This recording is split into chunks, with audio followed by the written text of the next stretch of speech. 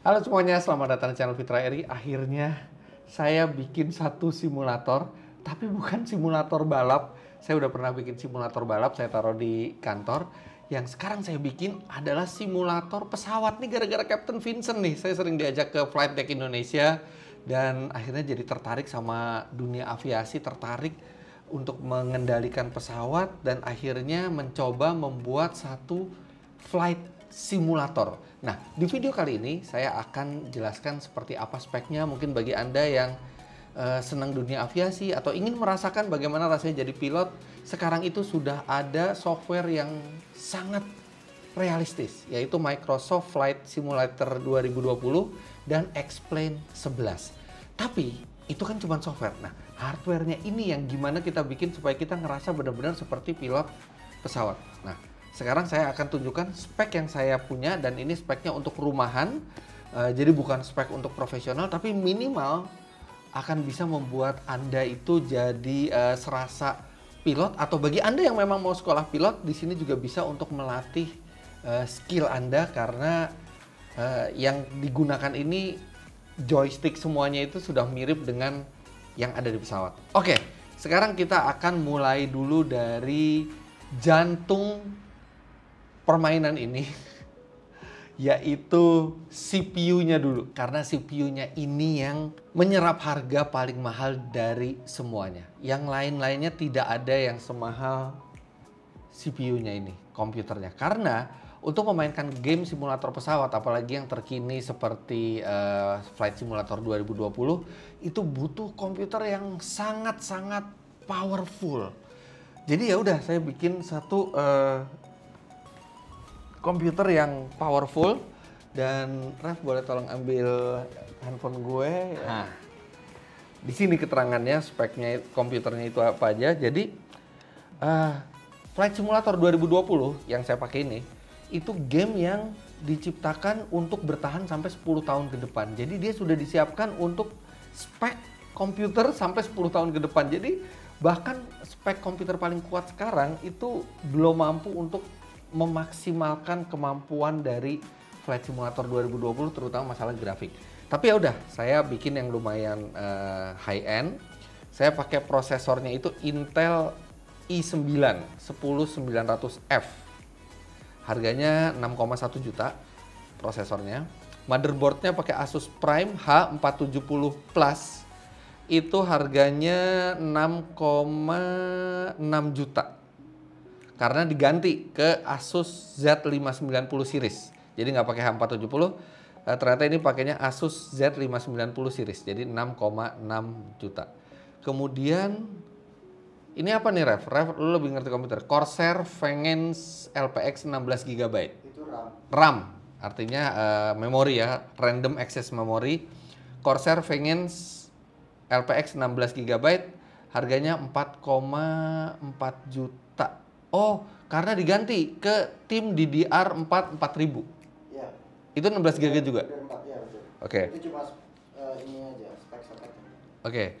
Terus abis itu kita berikutnya speknya adalah NVMe Team. Itu apa tuh, Rep? NVMe itu SSD. SSD. Ya, SSD sekarang itu namanya NVMe. 1 terabyte. Ya. Oke, harga 2,2 juta. Kemudian ada casingnya ini 900 ribu. Kemudian PSU Seasonic Prime itu apa? Itu power supply. Power supply-nya 800 watt, 1,7 juta. Terus, nah, VGA card. VGA card ini, graphic card ini yang penting buat game animasi seperti ini, dan saat ini tuh lagi banyak diburu oleh ini pemain kripto itu ya. Iya, betul. Kripto Miner. miner. Jadi harganya mahal nih, saya pakai VGA-nya yang Asus 3060 Trix. Harganya 14 juta. Itu udah mending. Karena yang lain bisa sampai 20 juta, 30 juta. Oke. Saya pakai Asus 3060 Trix, tapi saya lagi berencana nungguin 3080 kalau misalnya udah ada. Tapi sekarang belum ada. Kemudian CPU coolant 700 ribu. Monitor. Nah, ini monitor juga lumayan. Monitornya ini 24,7 juta, yang 49 inci. Ini kita pakai Samsung dan ini curve ya. Nah, yang 27 incinya kanan kiri masing-masing 5,5 juta. Jadi 11 juta ditambah 24,5 juta artinya 35,5 juta nih untuk layarnya. Dan untuk komputernya sendiri ada lagi kabel monitor 842.000 dan lain-lain. Akhirnya totalnya komputer ini sekitar 45 juta rupiah CPU-nya. Oke. Nah, itu untuk penggeraknya. Cuman untuk main game pesawat itu kan harus ada user interface-nya juga yang sesuai dengan pesawat. Nah, makanya saya pakai serangkaian joystick. Dan beda sama yang di balap mobil. Ini khusus dibuat untuk pesawat. Yang pertama ini, setir pesawat itu disebutnya yoke. Nah, ini buat teman-teman yang lagi mau ngerancang, ada dua pilihan yang major di pasaran. Itu yang pertama itu Cytec, jadi Logitech, dan yang ini Honeycomb. Saya lebih saranin teman-teman beli yang Honeycomb seperti saya. Kenapa? Karena yang Cytec itu dia segini udah habis, 45 derajat udah habis permainan yoke-nya. Sedangkan yang Honeycomb itu dia bisa sampai 90 derajat dan ini mirip dengan di pesawat sungguhan. Kemudian dia di sini udah ada untuk starter pesawat, kemudian master, baterai, avionics, sama lampu-lampu semua udah ada di sini semua. Jadi mirip dengan pesawat beneran. Terus kenapa saya lebih suggest yang Honeycomb ini dibanding yang Cytec? Pada saat kita menarik seperti ini, nah ini di dead zone-nya ini tidak ada bunyi klak-klek gitu. Yang Logitech itu menurut beberapa review itu masih ada, jadi ini rekomen. Ini harganya sekitar 4,3 juta rupiah. Ini besar sekali dan pemakaiannya gampang dan ini kokoh sekali. Di sini ada sejumlah tombol, nih ada tombol buat autopilot dan ada tombol buat trim, dan trimnya juga menggunakan tombol ganda seperti ini ya, jadi kita nggak bisa kesalahan kalau mau ngetrim tuh harus dua-duanya. Jadi ini, dan ini bahannya juga bagus banget. Tadinya saya mau ngambil yang Logitech, cuman waktu itu habis, tiba-tiba dapat yang Honeycomb. Ternyata dilihat dari review, Honeycomb memang lebih direkomendasi dibandingkan yang Logitech. Nah, tapi untuk rudder saya pakai Logitech. Nah, ini rudder ini fungsinya satu untuk rudder ya. Rudder di belakang ini buat pesawat itu geser kiri, geser kanan. Dan kemudian dia juga berfungsi untuk ngerem. Nah, ini kalau ngerem ini seperti ini, buat ngerem ban kanan dan kiri, atau kanan aja atau kiri aja.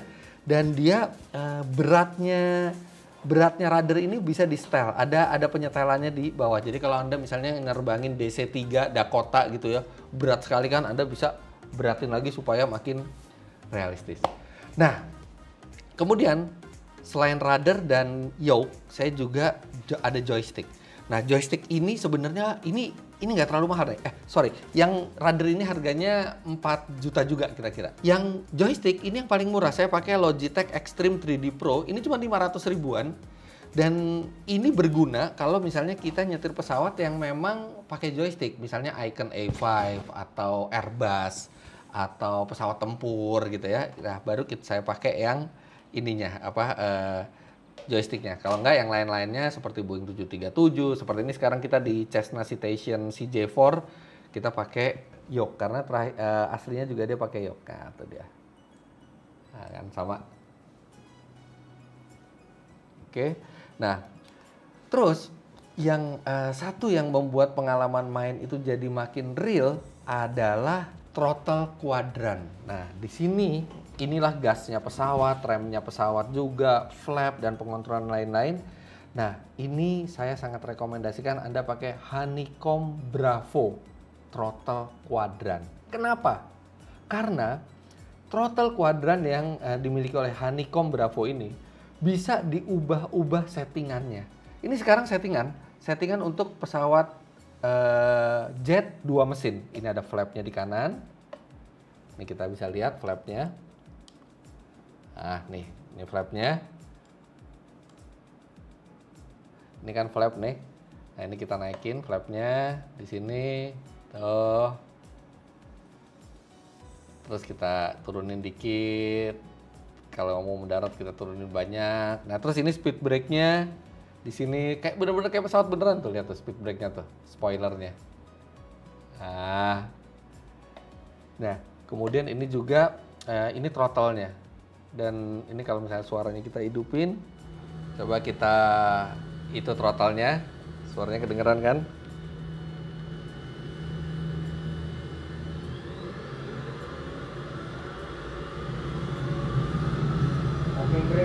Nggak, emang sengaja biar nggak terbang. Terus buat reversernya kita pakai ini. Jadi mirip kayak apa ya, kayak di pesawat beneran gitu. Nah, seperti saya bilang tadi, kenapa saya saranin ini? Karena ini gampang banget buat di utak-atik. Nih, misalnya sekarang ini kita konfigurasi yang dua ini ya, dua mesin ya, jet kanan kiri. Ini juga bisa konfigurasi yang sama dipakai buat Boeing 737. Kemudian dia ada ininya, ada flap gear up, gear down, dan ada lampunya. Jadi kalau misalnya ada masalah nih, lampunya jadi merah. Terus ini juga ada lampu-lampu peringatan kalau misalnya kita ada yang kerusakan di pesawat nih, ada yang nyala di sini. Kemudian nih ada tombol-tombol yang bisa di-assign buat macam-macam, buat MPU atau buat cabin light, semua ini bisa di sini semua. Kemudian di sini ada flaps untuk Cessna, dan di sini ada autopilot. Dan autopilotnya ini kita bisa langsung pencet seperti ini, autopilotnya kita bisa langsung pencet. Kalau misalnya nanti udah terbang dia akan aktif. Atau kita juga bisa ngatur ini altimeter, altitude atau vertical speed dari sini langsung. Benar-benar kayak pengoperasian di pesawat biasa. Ada altitude, ada vertical speed, heading, course, sama indicated airspeed. Jadi kita bisa ngatur semua pergerakan pesawat dari autopilot nih, udah ada di sini semua. Dan ini juga bentuknya kokoh sekali. Serta di sini juga bisa kekuatan itu diatur. Jadi seberat apa throttle ini. Dan bahkan nih throttle untuk beberapa pesawat yang ada ke belakang itu untuk reverser juga bisa di sini. Nah, seperti ini juga jalan reversernya. Dan itu nanti bisa semua disetting di flight simulator. Sama satu lagi yang sangat mengesankan dari Honeycomb Bravo throttle quadrant ini, ada ini. Ada ini untuk trim. Nah, kalau misalnya teman-teman yang udah di aviasi, trim ini itu untuk menstabilkan pesawat. Jadi moncong pesawat itu terlalu ke atas atau terlalu ke bawah. Nah, ini kita bisa atur dengan trim. Jadi kalau misalnya kita ingin terbang level tanpa autopilot, kita style trimnya aja dibandingin nahan yoke terus kan susah. Kalau dari nahan, nah ini dia akan mengatur aileron itu secara elevator. Dia akan mengatur elevator secara sedikit-sedikit supaya pesawat itu bisa terbang level. Nah ini enak banget, apalagi kalau lagi nyetir Cessna gitu. Ini sambil diatur-atur trimnya seperti ini. Nah ini udah ada di Honeycomb Bravo throttle quadrant ini. Ini sorry ya kalau misalnya nerangin aviasinya agak-agak salah karena saya bukan pilot, saya bukan orang aviasi, saya cuma suka aviasi. Oke. Nah, terus di sini juga lihat nih, ini kalau misalnya untuk Boeing dia ada flaps 1, 2, 5, 10, 15, 25, 30, 40 flap down. Terus kalau buat si Airbus dia ada cuma flap 1, 2, 3 full. Jadi ini bener-bener disesuaikan sama macam-macam pesawat. Dan ini konfigurasi untuk 2 mesin. Nah, kalau mau konfigurasi untuk 4 mesin gimana? Tenang. Kita dapat box ini, box komersial. Jadi di sini ada 2 beginian lagi. Kalau misalnya kita mau terbang dengan pesawat 4 mesin seperti Boeing 737. Nah, caranya ini tinggal dipindah-pindah aja. Throttle satunya pindah ke sini. Ini jadi throttle 3, kemudian throttle 2-nya yang ini, throttle 4-nya, nah ini kita bisa tutup nih. Jadi kalau nggak dipakai kita bisa tutup, kalau mau pakai kita bisa buka. Rapih banget nih Honeycomb Bravo throttle quadrant ini. Nah ini nomor 4 di sini. Udah deh, sedap. Nah ini buat 747 nih. Gitu kan.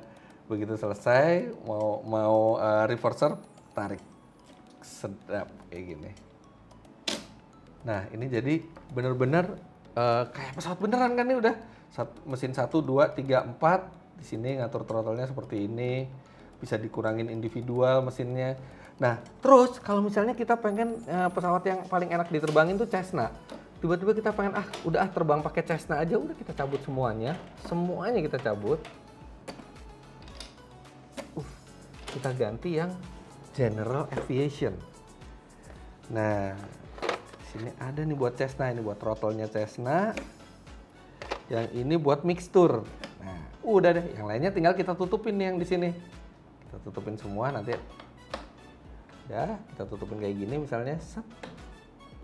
Set. Set. Nah, udah kan rapi. Udah, karena cuma dua tombol ini yang dua ini yang ada di throttle kuadrannya Cessna, throttle sama mixture. Udah, terus habis itu kita tinggal masuk ke setting, kita pakai default yang untuk Cessna. Terus kalau misalnya kita mau pesawatnya baling-baling dan dua mesin dan kompleks, jadi ada pengatur sudut propellernya, ini ada di sini. Jadi kita tinggal assign macam-macam, bisa banyak banget assignment untuk Bravo throttle quadrant ini. Ini benar-benar sangat-sangat menyenangkan memakai throttle quadrant ini. Nah kan, taruh di sini. Nah ini untuk twin engine yang kompleks. Hehehe. Dua mesin, dua propeller, dua mixture, dan di sini buat flaps up, flaps down. Nah, itulah kenapa saya rekomendasikan Anda pakai yang Honeycomb Honeycomb Bravo throttle quadrant. Ini harganya juga sekitar 4 jutaan, 4,3 atau 4,4 juta rupiah. Jadi kalau di total, yoke, rudder, dan throttle quadrant ini sekitar 13 jutaan rupiah, 13 sampai 14 juta rupiah. Sama ini juga deh. Jadi sekitar 14 juta rupiah, dan itu sebenarnya cukup reasonable karena saya bangun simulator balap di kantor, setirnya aja 14 juta, belum termasuk persneling dan rem tangan. Kalau ini 14 juta udah semuanya. Dan semua itu di-mounting di rangka yang ini saya beli ke GT Sim ID. Jadi GT Sim ID itu sebenarnya tidak berpengalaman bikin kokpit untuk pesawat seperti ini, tapi saya challenge mereka dan akhirnya lumayan berhasil. Oke lah, ininya masih agak sedikit kejauhan radarnya, tapi pas sama kaki saya. Mestinya kita duduk tuh kalau pilot tuh lebih tinggi lagi, nggak kayak mobil balap, tapi ini masih sangat memadai dan pas semuanya. Ini rangkanya juga bagusnya dari aluminium, kemudian joknya kokoh. Mestinya pakai jok pilot sih, cuman belum dapat, jadi masih pakai jok balap. Nah, sama TV stand, ini juga disediakan oleh GT Sim ID. Nah, total yang saya keluarkan untuk rangkanya ini semua adalah 13 jutaan rupiah. Jadi rangkanya ini cukup mahal tapi memang kokoh sekali dan dia yang menopang semua TV ini. Oke, jadi secara total berapa yang dihabiskan untuk simulator pesawat ini? Monitor 24 juta ditambah 11 juta. Artinya 35 juta. 35 ditambah komputernya 45 artinya 80. 80 ditambah 14 nih buat semuanya, 80 ditambah 14 itu artinya 94. 94 kemudian ditambah ini rangkanya 94 ya. 94 ditambah rangkanya ini 13 juta artinya 107. 107 apalagi ya? Oh, ini sound device. Nah, ini sound device-nya pakai Samsung yang biasa buat home theater karena dia pakai kabel optik. Jadi ini saya ngambil di bawah di bekas bekas di kamar itu saya pakai aja home theater Samsung 2.1 nggak apa-apa udah cukup buat bassnya. Jadi itu saya nggak anggap deh. Jadi ya oke, sekitar 107 juta rupiah buat semua ini. Nah sekarang saya akan perlihatkan ke Anda gimana rasanya main. Oke, sekarang flaps kita akan muter aja. Master caution apa? Pitohit. Oke, pitohit udah oke. Bismillahirrahmanirrahim. Di Soekarno Hatta kita akan left downwind aja. Kita akan muter terus mendarat lagi. Nah, ini enaknya ada kanan dan kiri nih. Bisa ngelihat kanan kiri, enak banget. Airspeed live.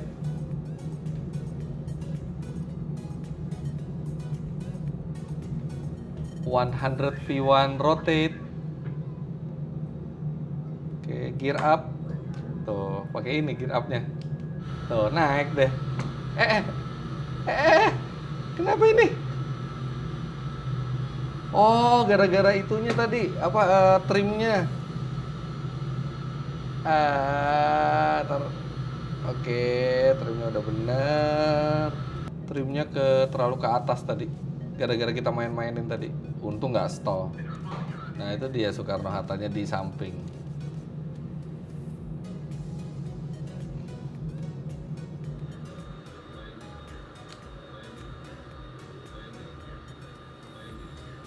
Nah, ini Pantai Indah Kapuk tuh depan.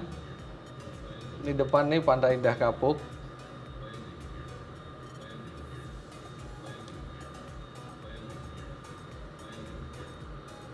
Ini Pulau Reklamasi nih ada juga di sini nih, lihat deh. Tuh. Update banget petanya tuh. Ini Pulau Reklamasi. Nah, kita akan pattern mendarat dari depan. Ini asal aja lah. Ini mestinya kalau pakai IFR kita akan ngikutin patternnya.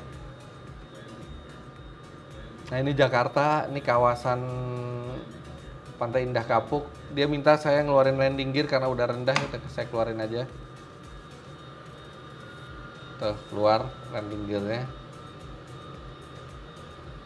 Current speed 160, oke. Kita langsung muter untuk approach ya ke Soekarno-Hatta. Kita nggak pakai autopilot, kita manual aja.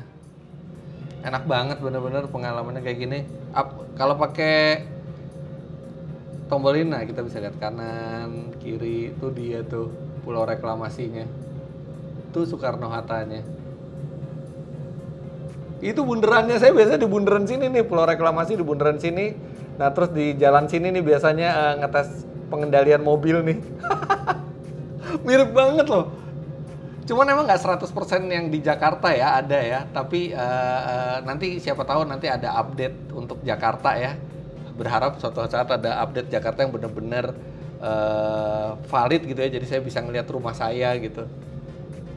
Nah, kita mendarat di runway 25 right. Oke, flaps full. Kecepatan berapa? Kecepatan 170 knot. Nah, ini pakai live traffic juga, ada GA 655 depan.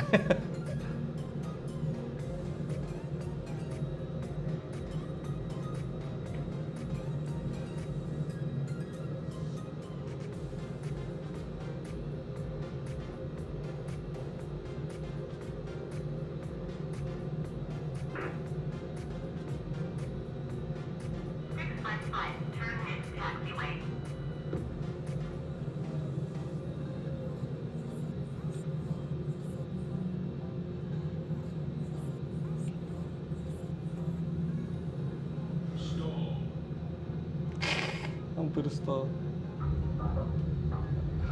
Akhirnya mulus juga.